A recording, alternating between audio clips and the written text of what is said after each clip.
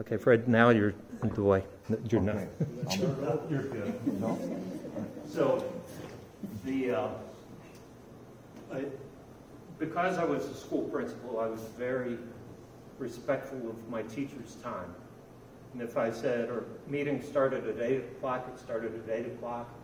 If I said it was 20 minutes, it was 20 minutes, right? So I started at 7 o'clock. Depending how quickly I talk, we could be done in 10 minutes. Or we'll be pushing 8 o'clock, but I'll stop at 8, right? So during this week and next week, I just want to talk about some of our beliefs and understanding.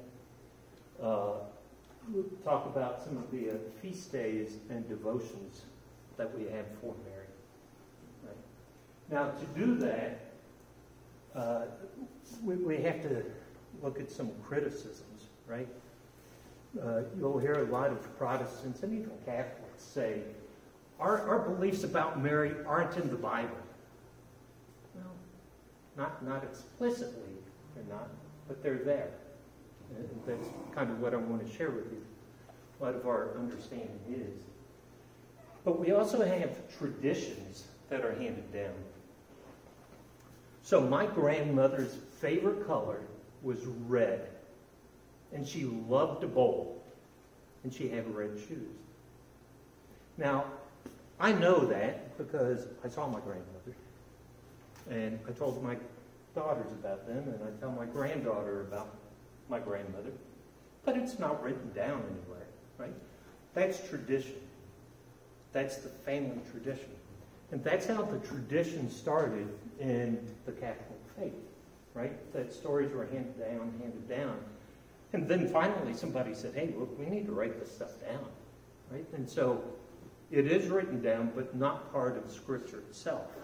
And I'll talk about one of those writings later. We will talk about types.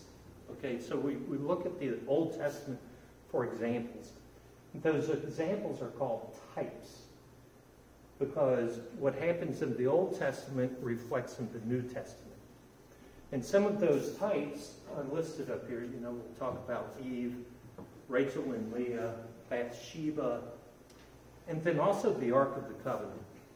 That may be a jump for some people, but we also have to talk about the Bible, right? So how many books does the Catholic Bible have? 72. 70, I think 73. But yeah. How many books does the Protestant Bible have? 66. So there are 7 books, and what happened is in the 1500s, during the Reformation, Martin Luther, and some of the other reformers said, you know what, we're going to go with these other scriptures because there's not ancient text for these books. But the Catholic tradition has used the Bible that Jesus used, right, called the Septuagint. And those 7 books are called the deuterocanonical books. But deutero meaning second, canonical is a canon or list, so the second list of the books. And but many times when Jesus quotes Scripture, he's quoting from the deuterocanonical books. The Feast of Hanukkah is in the book of Maccabees, which is deuterocanonical. So, but then we also have to remember translations, right? So, Jesus spoke Aramaic. Many of the New Testament scriptures were written in Greek, and some were also written in Hebrew. And then St. Jerome, and Marie, you'll remember we had Mass in the cave of St. Jerome. And he took the Greek text and the Hebrew text and he translated it all into Latin, and that's the Vulgate Bible. And from the Vulgate came other translations. We had the King James Version and so forth. Well, there are so many different translations. Some are translations of translations, some are very literal, some are easy reading translations. So you have to be careful what translation of the Bible you're reading. The Catholic Church has the official versions of the Bible. One that we pass out in RCIA is the New American Bible Revised Edition. You'll see it NABRE. There you go. He has one. About 40 years old. Yeah. There's also the Revised Standard Version. And you can look at the usccb.org. That's the Conference of Catholic Bishops. Look under Bible and it gives the list of translations, editions that are official. And that'll come up in a minute. So, we do not worship Mary. Right? That's a misunderstanding. Nor do we worship Marie. We honor Mary. But it's not unique to Catholics, and it's not unique to religions. Right? What is February? What is it, Lily? February 6th or 13th? President's Day. When is President's Day? Right. So, yeah. But we honor Washington and Lincoln just because they were heroes to our country. So that same mentality is that we honor Mary for what she did for the world and who she is in the life of Christ. And Jesus was a good Jew, right? So, but think about this. Jesus said, I have not come to abolish the law, but to fulfill the law. And so the fifth commandment is honor your mother and father. So it only makes sense. You know, if we call ourselves Christian, that means Christ-like. So Isn't it the fourth commandment or not? I think fifth. The fifth. Again, there are different lists depending on what book you're looking at, because Exodus and Deuteronomy have different lists. So you could be right. But if we call ourselves Christ-like and Christ honored his mother, it's only fitting that we honor his mother as well. And our belief about Jesus informs our understanding about Mary. So, who is Jesus? Son of God. Jesus is God. Could you say that? Jesus is God? Yes. So what would that make Mary? Mary is the Mother of God. In Greek, that is Theotokos. Now, in the year 2022, which some of us can remember, this is an easy understanding, right? That Theotokos, Mary's the Mother of God. Yeah, not a problem. However, when this was first introduced in the 300s, there was great outcry. There was debate saying, Mary, a human person, cannot give birth to God. Right? So, if you're saying a human gave birth to God, then Jesus really wasn't God. And then there was the issue of, well, maybe he's part God and part human. How many of you saw the Percy Jackson movies or the Percy Jackson lightning thief stories, right? With the demigods, right? Yeah, Jesus was not a demigod, right? That's part God, part human. This is where, because of the understanding of Theotokos, that we get the understanding and the dogma of Jesus was one person, but with two natures. He was fully human and fully divine. He was fully a person and fully God. So, going back to the 6th century, January 1st was used to celebrate Mary, the Mother of God. But then over the years it moved. Well, let's celebrate it this day. Let's celebrate it that day. And in 1974, St. Pope Paul VI said, no, it'll be January 1st. Okay, we're not moving it again. January 1st. So let's talk about the Annunciation. So this is, okay, here's something about the Bible, right? That there are different types of truth. There's historical truth, scientific truth, and spiritual truth.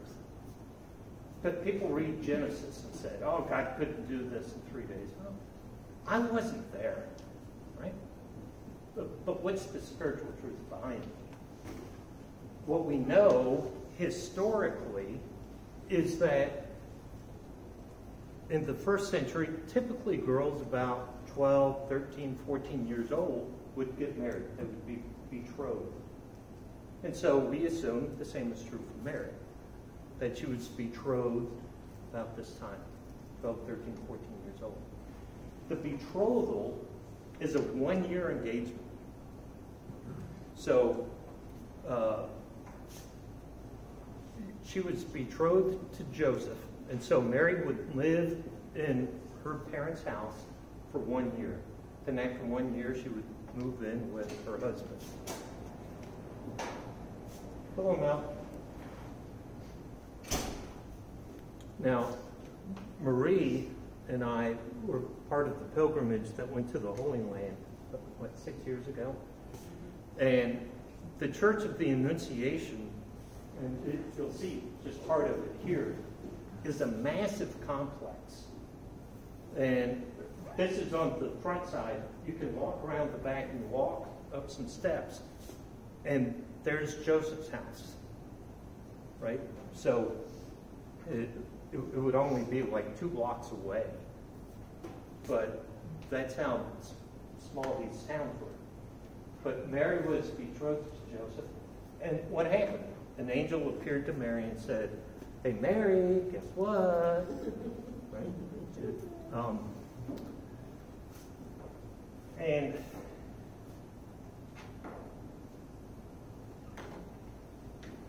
so, I wanted this to break down the steps.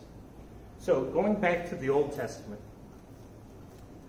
at the end of Exodus, God's giving Moses the order how to build the Ark of the Covenant. And at the very last chapter, chapter 40, the Ark of the Covenant is built and set in a tent. And it said, the cloud of the Lord came and covered the tent. Right? And the glory of the Lord filled the tabernacle. Well, in Luke, the angel said, the Holy Spirit will come upon you and overshadow you. Therefore, the child will be born, we call him holy, the Son of God. So the word for covered and overshadowed in Greek is the same word, epiziazo. Epiziazo.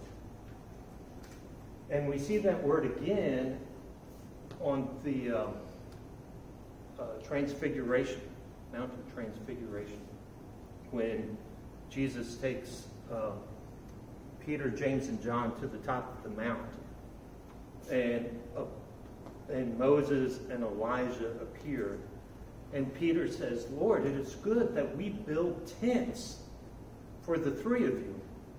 And it says a cloud came and covered the mountain, and there was a voice that said, this is my beloved Son. Well, that same word, the cloud coming down, is epiziazo. So, and there are other instances throughout Scriptures that that same word is used.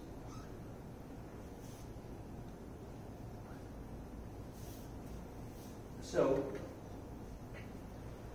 I had my daughter make a shirt, fiat. Right? It is, Mary's fiat is just her complete abandonment to God's will. So, Mary's response. So, the angel said, "Take that plan. I haven't seen you since the last time I saw you." I haven't seen you since the last time I saw you. The angel said, "Mary, listen, you're going to conceive and bear a son. You're going to name him Jesus.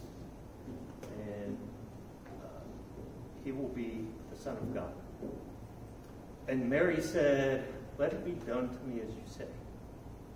So that's an interesting phrase. I'm going to talk about Mary's response further. But, we think about kids. My granddaughter, let me do this, let me do that.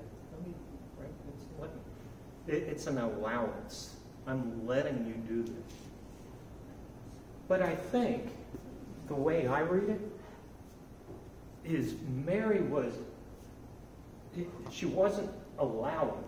She was excited. She said, "Let it be as you say." Right? The angel said, you are going to conceive a son, and it will be God. It will be the Son of God. And she says, "Yes, let it be. Let it be as you say." Right? It's her complete abandonment to God's will. That's why we see Mary as the new Eve. So think about Eve, right?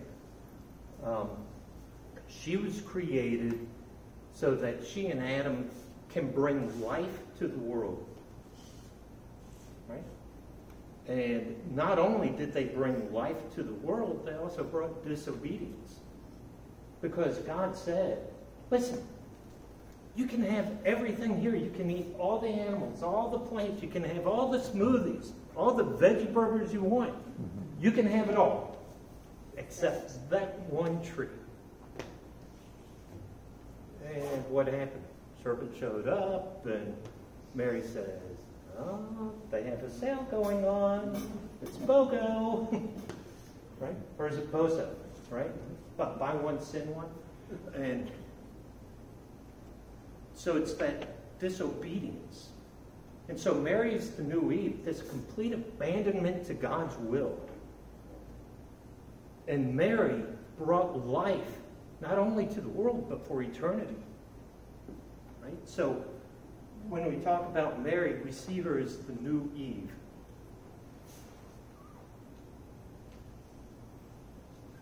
So we regard Mary as ever virgin. I shared this in my RCIA class this year. And a couple people said, "What? I haven't heard that. I don't believe that."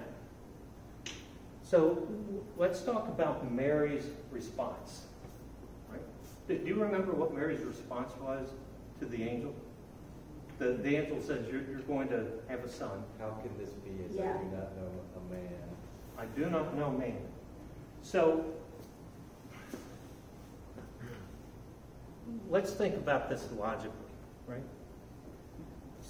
If you're engaged, going to be married in 6 months, and somebody says to you, "Hey, you're going to have a son, and he'll be great." So what's the logical thought? Oh yeah, from marital relations, I'm going to get pregnant and I'll have a son, right? That's the logical thought. So that's why Mary's response has really perplexed a lot of scholars. So we have to go back to the Old Testament. For those keeping score, keeping notes, Numbers 30. So what this says, a woman can take a vow to the Lord and say, "I'm going to dedicate myself to the Lord," much like nuns and sisters do today. And if her father hears her make that vow, the father can say, oh, no, you're not. The father can say, that vow's no good. And the woman has to give up the vow. But if the father hears it and doesn't say anything, the vow stands. It further goes on to say, and I try to highlight it, if she makes that vow and her husband knows about it, the husband can say, nope, we're not doing that, and she is released from that vow. However, if the husband knows of it and doesn't say anything, the vow stands.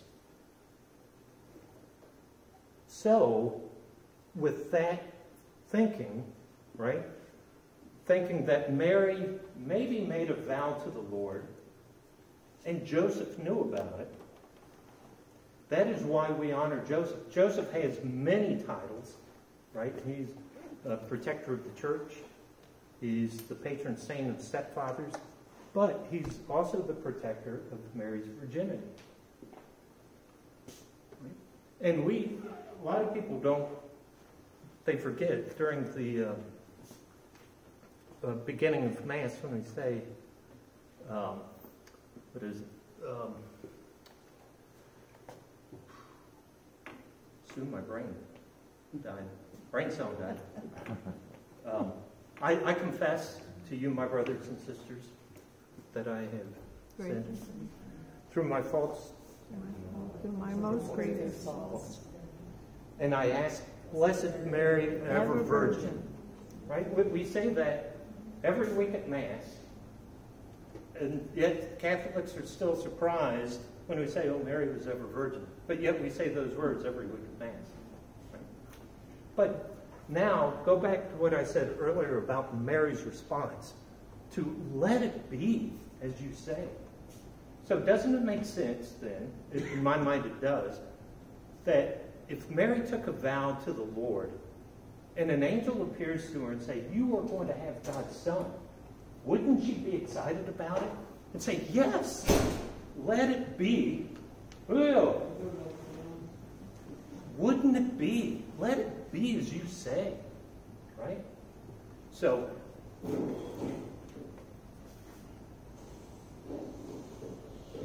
now, here's the problem with Mary ever Virgin. The Bible talks about Jesus' brothers. And this is where we have to remember translations. Right? So, well, what is it? I don't know if this is accurate. The Eskimos have 35 different words for snow. We say snow. In Florida, we say white stuff. But Eskimos have different, because they're different types of snow, right? So, in Greek, there's a story in the Gospels where Jesus is in a house and they say, hey, Jesus, your mom and brothers are outside. And Jesus said, those who hear my word are my mother and my brothers, right? So, but the word that's used is adelphos. Adelphos is the Greek word. And adelphos can mean brothers and sisters. It can mean siblings. But it also means kinsmen. It can mean people of the same tribe or even of the same small village, right? So, two of the people mentioned as Jesus' brothers are James and, I have it up there. Joseph. No. There was another one. James. Anyway, there are two of them mentioned. Okay. Simon. James and Simon. Well, remember I talked about tradition. So there was a church historian in the 400s named Eusebius. And he started writing down a lot of the traditions that he heard. And he mentioned that James and Simon were brothers. And their father was a guy named Clopas. Now, we read about Clopas in the book of Acts for the road to Emmaus, or maybe in one of the Gospels. Remember the road to Emmaus? After the crucifixion, they were leaving. Clopas is mentioned as one of the men on the road to Emmaus. Clopas, Eusebius said, Clopas is the father of James and Simon. Clopas' wife is also named Mary. And so we read in the Gospels, too, that at the foot of the cross was Mary, the mother of Jesus, Mary Magdalene, and the other Mary. Right? That's how they refer to her, the other Mary.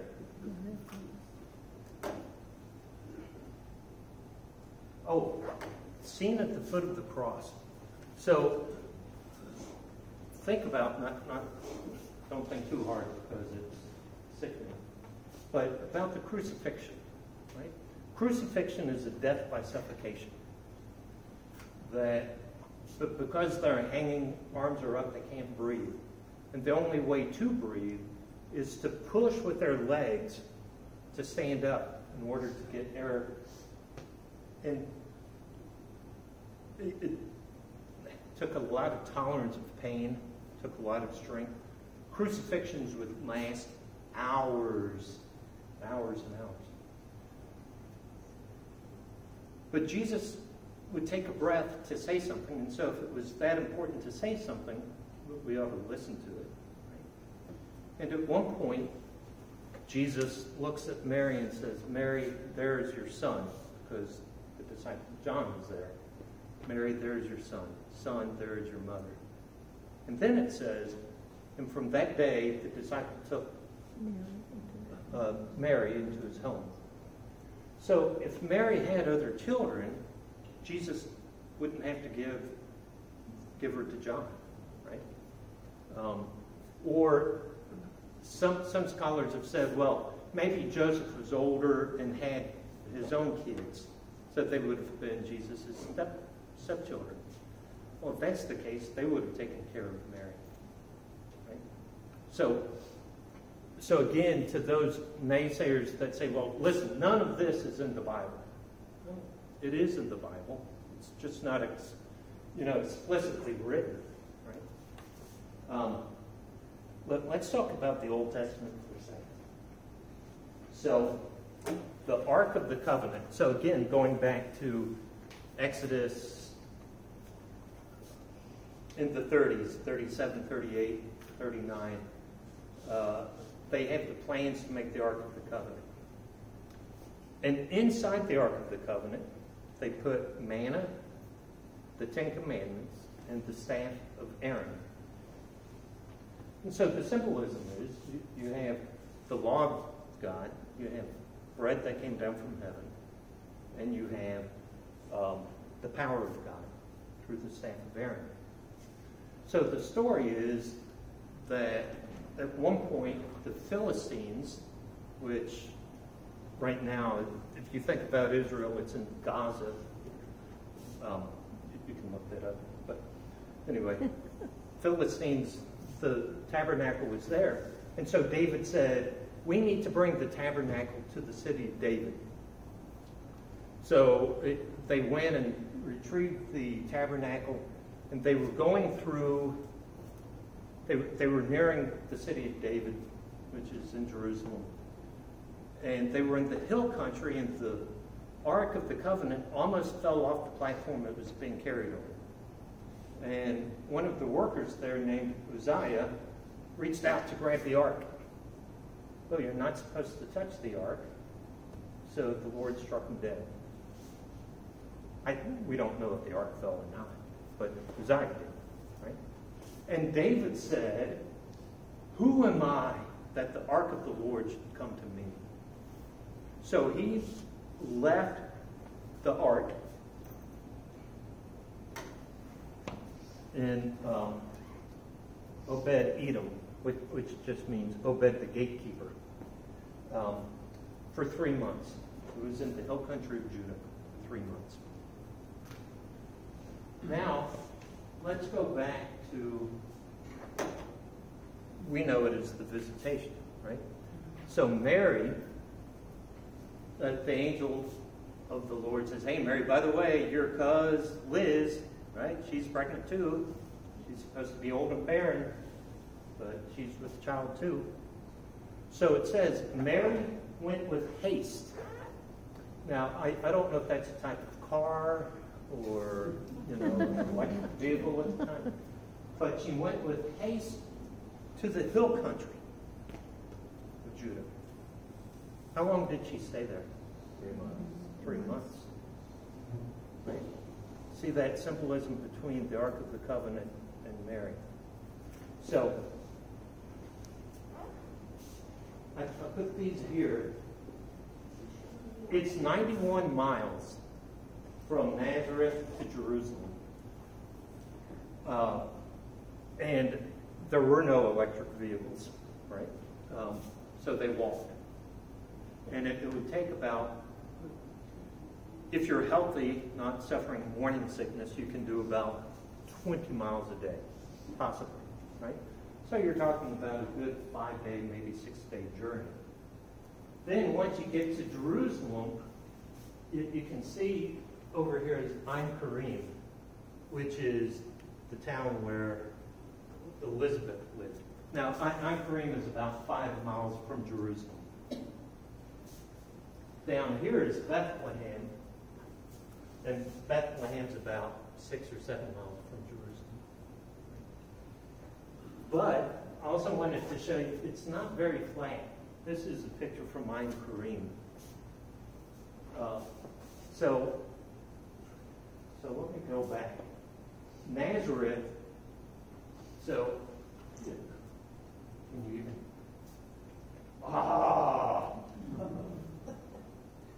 There you go. I used to have a pointer on this. But if you see, there's a pointer here. And unfortunately, I can't edit any of this out. So, right there, you see it's Tiberias, but that's the Sea of Galilee. The Sea of Galilee is maybe at sea level. Maybe. If you go down here to the Dead Sea, that's below sea level, like 700 feet below sea level. Jerusalem is 2,800 feet above sea level. So from the Dead Sea to Jerusalem, 3,500 foot climb. Nazareth is about sea level. So again, it's going up, going down. And that's what you see here. Some of these mountains, Ein Karim was 2,500 feet above sea level. So imagine this 13-year-old girl, I assume, just because it's nature, suffering from morning sickness, right? Going up and going down. Up. And then what does Mary say, or Elizabeth say when Mary enters the house? How is it that the mother of My Lord should come to me. Yeah. And isn't that kind of what David said with the ark? Who am I that the ark of the Lord should come to me? And Mary says, who am I that the mother of my Lord should come to me? So again, that goes back to one of the first slides I showed with the types, right? You see the tie-in from the Old Testament to the New Testament. I think it was St. Augustine, St. Aquinas, one of those, that said that the Old Testament, or the New Testament is hidden in the Old Testament, and the Old Testament is revealed in the New Testament. And so to really get a full understanding of faith, of our faith, you need to read both scriptures. And so Mary is seen as the tabernacle of the Lord. So what happened to the Ark of the Covenant? Jeremiah hid it during the Babylonian captivity, and they haven't found it since. Absolutely right. And that is in 2nd Maccabees, which is not in the Protestant Bible. But Jeremiah was afraid of the Ark of the Covenant being captured. So he took it and hid it in a cave and sealed the cave. And the Ark has not been found since. Harrison Ford tried to find it. And I think people on Oak Island are trying to dig it up now, right? But then we have this passage from Revelation where John says, I see the Ark of the Covenant. You know, the heaven opened up, and there's the Ark of the Covenant. There's thunder and lightning. And it's this woman. Right? Because they saw the parallel between the Ark of the Covenant and Mary. Because Mary carried the bread from heaven. She carried the law of God. She carried the power of God. So Mary, this young child, is seen as the tabernacle of the Lord.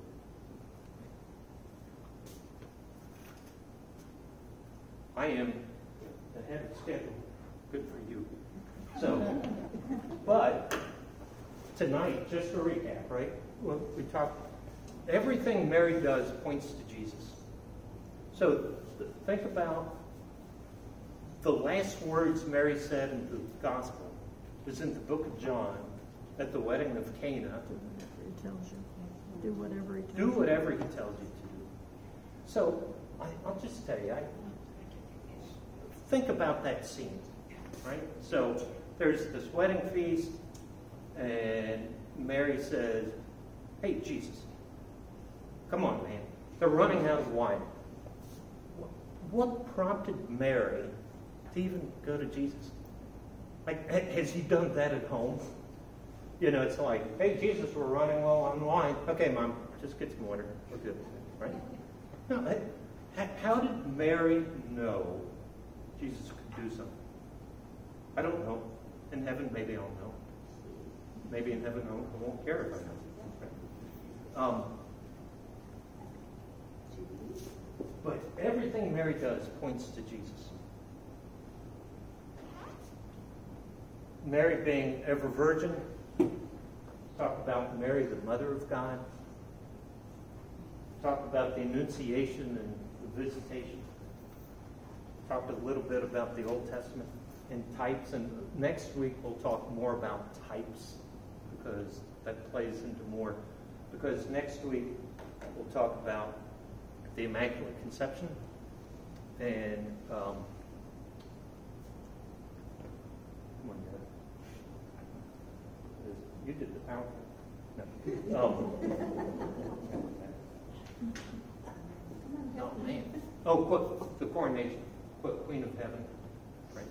And the Immaculate Conception. So we'll talk about that next week. So, what questions? I know I went through this quick.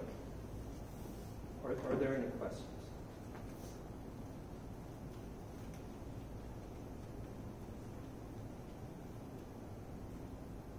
Okay. I do not have a quiz ready for you. Are you going to include many of the visions? Like Lady of Guadalupe, Fatima. Our mother's been the hardest working mother for the last 2,000 years. She's been appearing in so many places and telling us to change our ways. Yeah, so next week I will talk about some of the devotions, some of the apparitions. I really won't get into a lot of the details of that. I will touch on some of it.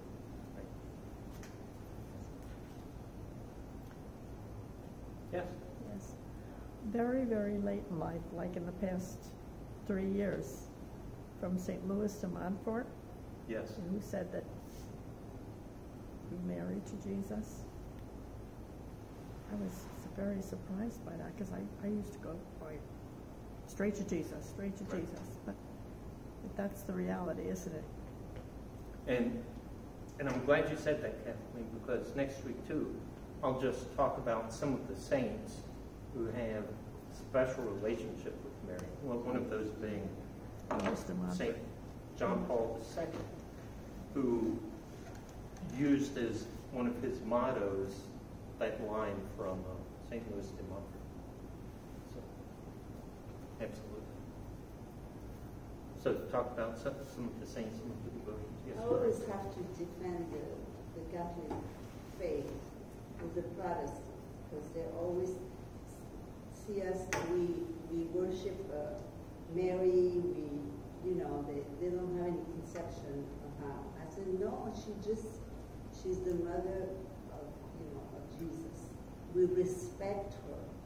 We have asked for her for what she did, as a woman and all this stuff. We don't, what they think we do, like we walk to the floor or something. Simple statement, no Mary, no Jesus. Exactly. Yes. So that's one of the reasons why I wanted to hear what you had to say, because so I can tell more when it comes to me again.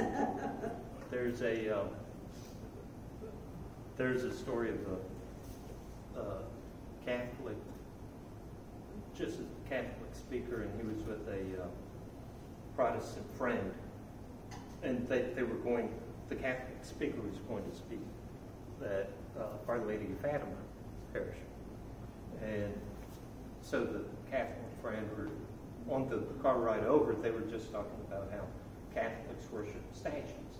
Yeah, that's another thing. And so they arrive at Our Lady of Fatima, and out front there's a statue of Mary, and in front of the statue are 3 statues of the 3 children.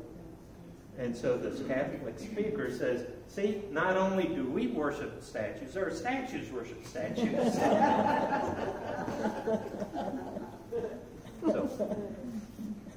So, any questions, comments? Thank you so much for coming out. Thank you. And we'll do this again next week. Thank you. Thank you. Thank you very much. John,